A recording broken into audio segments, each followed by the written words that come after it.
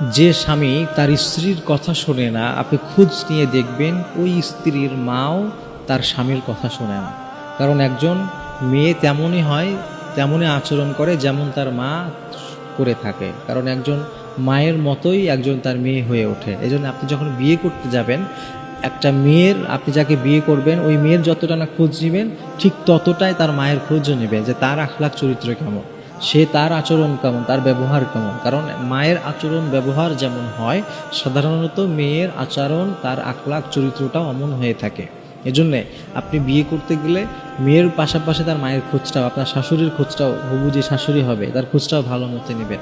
অনেক সময় দেখা যায় বিয়ে করতে গেলে মেয়েদের খোঁজ খবর খুব নেওয়া হচ্ছে, কিন্তু তার ফ্যামিলির আচার আচরণ কেমন, চরিত্র কেমন, এটা নিয়ে খুব একটা খোঁজ খবর নেওয়া হয় না। আর তখনই পুরুষরা ঝামেলাটায় পড়ে।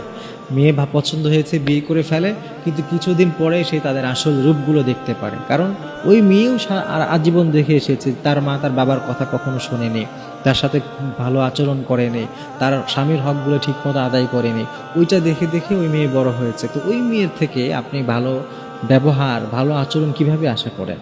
এজন্য এই ব্যাপারটা খেয়াল রাখবেন ইনশাআল্লাহ, না হলে কিন্তু সারা জীবন আপনাকে পস্তাতে হবে।